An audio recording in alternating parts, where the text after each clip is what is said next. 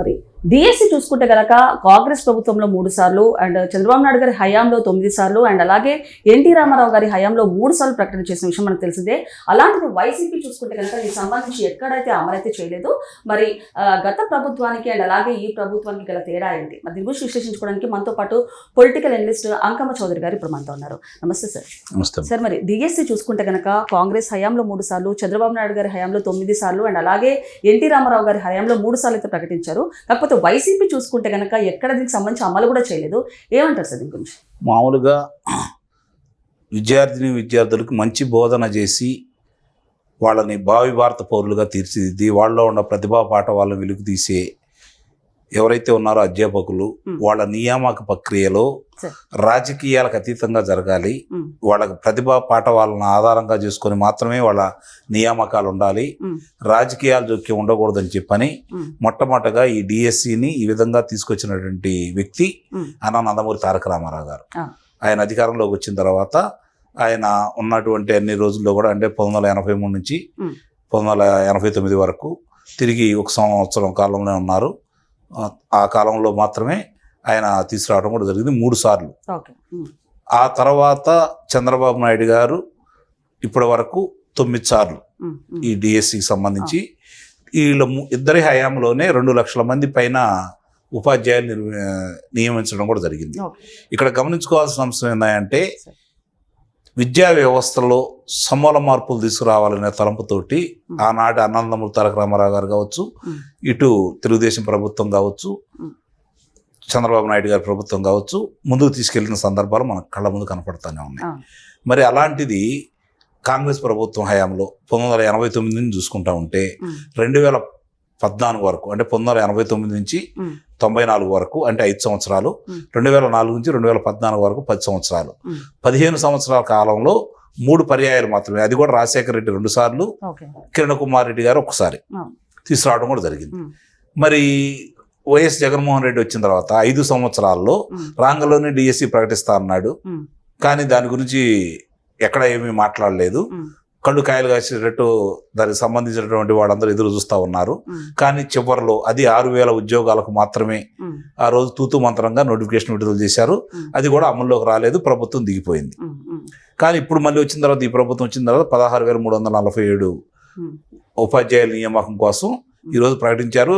పరీక్షలు కూడా అయిపోయినాయి, ఫలితాలు వచ్చినాయి, రిక్రూట్మెంట్ జరుగుతూ ఉంది. అంటే ఇక్కడ గమనించుకోవాల్సిన అంశం ఏంటంటే విద్య, పిల్లల యొక్క భవిష్యత్తు ఏ విధంగా ఉండాలనే దాని మీద తపన పడి ముందుకు తీసుకెళ్తున్నటువంటి ప్రభుత్వం ఏంటి, నిర్లక్ష్యం చేస్తున్నటువంటి ప్రభుత్వం ఏంటి, ఈరోజు ఆ ఉపాధ్యాయ నియామకాల గురించి 1000 కళ్ళతో ఎదురు చూసే వాళ్ళందరికీ క్షుణ్ణంగా తెలుసు. కానీ ఏంటంటే ఇక్కడ జరుగుతున్న విషయాలు ఏంటంటే వాళ్ళు ఇప్పుడున్నటువంటి వైఎస్ఆర్సీపీ వాళ్ళు ఏదైతే ఉందో విష ప్రచారం చేస్తూ ఉద్యోగ నియామకాలు జరగట్లేదు, అది జరగట్లేదు, ఇది జరగట్లేదు అని చెప్పి రకరకాలుగా ఈ ప్రభుత్వమే దుమ్మెత్తిపోస్తా ఉన్నారు. ఇటు చూడండి, పనులన్నీ చేసుకుంటూ వెళ్ళిపోతున్నారు, దాని గురించి ప్రచారం చేసుకోవట్లేదు. ఇప్పుడు కూడా ఇది జరుగుతున్న దాని గురించి ఒక ప్రకటన లేదు, ప్రచారం లేదు, వాళ్ళ పనులు వాళ్ళు చేసుకుంటూ వెళ్ళిపోతున్నారు. అంటే ప్రకటన ఖర్చులు కూడా ప్రజల మీద భారం పడకూడదని ఆలోచిస్తున్నటువంటి ప్రభుత్వం ఇది. కానీ పనులు చేయకపోయినా పర్లేదు, ప్రజల సొమ్మును ఎలా దోచుకోవాలని చెప్పని వాళ్ళ సొంత పత్రికకి, వాళ్ళ ప్రసార మాధ్యమాలకి ప్రకటన రూపేణా అప్పుడు ఉన్నటువంటి విజయ్ కుమార్ రెడ్డి ద్వారా ఎంత డబ్బులు వాళ్ళ దగ్గరికి వెళ్ళిందో 383 కోట్ల రూపాయలు ఏ విధంగా వాళ్ళ ప్రకటన రూపేణా దోచిపెట్టారో అందరూ చూస్తూనే ఉన్నారు. ఇక్కడ ఇంకో విషయం కూడా గమనించుకోవాలి. ఈరోజు ఈ సాంకేతిక పరిజ్ఞానానికి సంబంధించి అప్పుడు 38 కాలేజీలు మాత్రమే ఉండే ఆంధ్ర రాష్ట్రం, ఉమ్మడి రాష్ట్రంలో. ఈ అవసరాలు గుర్తించినటువంటి చంద్రబాబు నాయుడు గారు దాన్ని 300 కాలేజీల దాకా తీసుకుని వెళ్ళాడు. కాలేజీలను తీసుకెళ్ళినప్పుడు ఆ రోజు ఆయన ఒక ప్రామాణికాలను పెట్టుకున్నాడు అనమాట. భవిష్యత్తులో వాళ్ళు ఏదైనా విస్తరించాలి అంటే, లేదంటే కొత్త కొత్త కోర్సులు వస్తానంటే వాళ్ళు ఒక 5 ఎకరాల్లోనో 4 ఎకరాల్లోనో ఒక బిల్డింగ్ కట్టేసి కాలేజీని ప్రారంభించినట్టు కాకుండా భవిష్యత్తు అవసరాలను కూడా దృష్టిలో పెట్టుకొని 20 ఎకరాలు తక్కువ కనుక ఉంటే వాళ్ళకి కాలేజీకి అనుమతులు ఇవ్వలేదు, కాలేజీలకు అనుమతి ఇవ్వలేదు. అట్లా అంటే కాలేజీలు ఎలా ఉండాలి ఏంటి, ఆ పరిసరాలు ఎలా ఉండాలి అని చెప్పని ఆయన ఆ రోజు ఆలోచించాడు. కానీ తర్వాత వచ్చిన రాజశేఖర రెడ్డి దాన్ని తొంగలో దొక్కేసి ఏ విధంగా చేశారో చూస్తూనే ఉన్నాం. మళ్ళీ ఈరోజు అంటే ఇవన్నీ ఎందుకు చెబుతున్నానంటే, ఈరోజు ఈ కూటమి శ్రేణులు కావచ్చు, తెలుగుదేశం ప్రభుత్వం శ్రేణులు కావచ్చు, రొమ్ము విరుచుకొని దమ్ముగా చెప్పుకునే అవకాశం ఇది.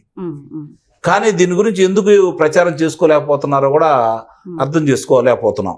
అంటే ఎక్కడ ఏమి లోపం జరుగుతుంది, చేసిన పనులు కూడా ఎందుకు ప్రచారం చేసుకోలేకపోతున్నారు. శాసనసభ్యులు కావచ్చు, మంత్రులు కావచ్చు, లేకపోతే మిగిలిన ప్రజాప్రతినిధులు కావచ్చు, అధికార పార్టీ నాయకులు కావచ్చు, దీని గురించి ఇదిగో మేము ఇలా చేస్తున్నాం అని చెప్పని ప్రజలకు అర్థమైన రీతిలో చెప్పాలి కదా.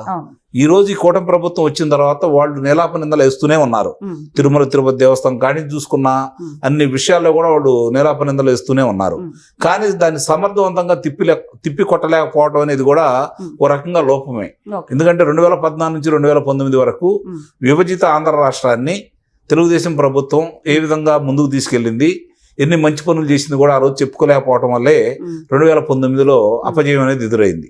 పనులు చేయటం ముఖ్యం కాదు, ఈరోజు ప్రజలకి విడమర్చి చెప్పే విధానంలో కూడా కొంత వ్యత్యాసం అనేది చూపించాలి. సార్ మరి ఏంటంటారు సార్, అంటే ఎందుకు విఫలం అవుతుంది అంటారు చెప్పుకునే దశలో? అంటే వాళ్ళు ఏమన్నారు, మనం పని చేసుకుని వెళ్తున్నాం కదా, లబ్ధి పొందిన వాళ్ళు చెప్తారులే అని భావిస్తున్నారే తప్ప వాళ్ళు చేసే విష ప్రచారానికి ధీటుగా సమాధానం చెప్పాలి అంటే ఈ రోజు మనం ఏం చేస్తున్నాం కూడా చెప్పుకోవాలి.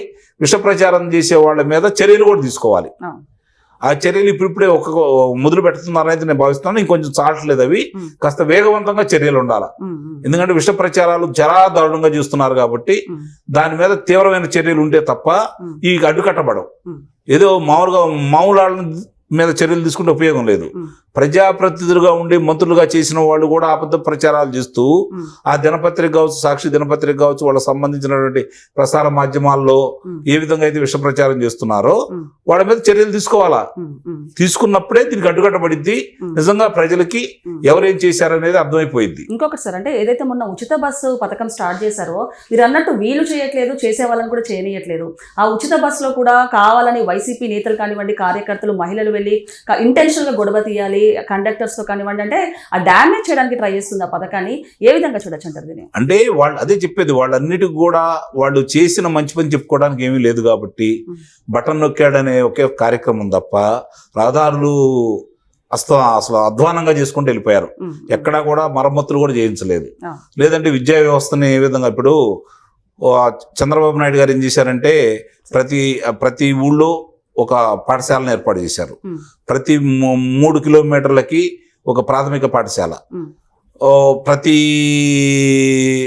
అంటే మండల స్థాయిలో, అలాగే ప్రతి మేజర్ పంచాయతీల్లో కూడా పాఠశాలలు అంటే 10వ తరగతి వరకు అక్కడ అనుమతులు ఇచ్చారు. ఆ తర్వాత ప్రతి మండలంలో కూడా జూనియర్ కళాశాల ఏర్పాటు చేసుకునే విధంగా ఆ రోజు వాళ్ళు ముందుకు తీసుకుని వెళ్ళారు.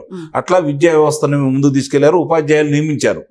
వీళ్ళు వాటిని కుదించేసి ఇంగ్లీష్ విద్య అని చెప్పని తీసుకొని వచ్చేసి వాళ్ళని తగ్గించేసి అధ్యాపకులను కూడా నియమించకుండా అసలు ఎలా తీసుకెళ్తారు? నాడు నేడు అనే కార్యక్రమం తీసుకొచ్చేసి గొప్పగా చెప్పుకొని దాంట్లో నిధులన్నీ కొట్టేసుకొని వాళ్ళ సొంతానికే వాడుకొని మరి ఆ విధంగా విద్యా వ్యవస్థ నాశనం చేసి వాళ్ళు ఈ రోజు వీళ్ళ మీద పడి విష ప్రచారం చేస్తున్నారు. కాబట్టి ఇదిగో మేము ఇది చేసాం చెప్పని ప్రజలకి అర్థమైన రీతిలో విడమర్చి చెప్పాలనేదే నా భావన. అప్పుడు కదా వీళ్ళు చేసిన మంచి అనేది ప్రజల్లోకి తెలిసేది. ఇప్పుడు లబ్ధి చేకూరిన వాళ్ళు మెదలకుండా వెళ్ళి ఉద్యోగం చేసుకుని వెళ్ళిపోతారు, వాళ్ళకి నెల జీతం వాళ్ళకి వస్తుంది. కానీ ఏ విధంగా లబ్ధి అయింది ప్రజలకి, దానివల్ల ఏం ఉపయోగం జరిగింది? ఈ 16,347 మంది ఉద్యోగస్తులు గనక ఇప్పుడు అధ్యాపకులుగా నియామకం అయితే దానివల్ల రాష్ట్రానికి ఏం మేలు జరుగుతుంది, ఎంతమంది యువతకి ఉపాధి కల్పన జరిగింది, ఇవన్నీ కూడా ప్రజలకు కూడా తెలియాలి కదా. మేము చేశాము, ప్రజలు చూశారు అనుకుంటే కాదు కదా. కాబట్టి ఈ రోజు వాళ్ళు ఏ విధంగా మాట్లాడుతున్నారు అనే దాని గురించి మాత్రమే నేను వివరణ ఇస్తున్నాను. వాళ్ళు విష ప్రచారం చేస్తున్నారు, జరగలేదని చెప్తున్నారు, అభివృద్ధిని కూడా వాళ్ళు జరగట్లేదని చెప్పి చూపిస్తున్నారు. కాబట్టి అవి ప్రజలకు అర్థమయ్యే రీతిలో చెప్పితే ఈ యొక్క విష ప్రచారానికి అడ్డుకట్టబడిద్ది అనేది అయితే నా భావన. ఓకే సార్, నమస్తే.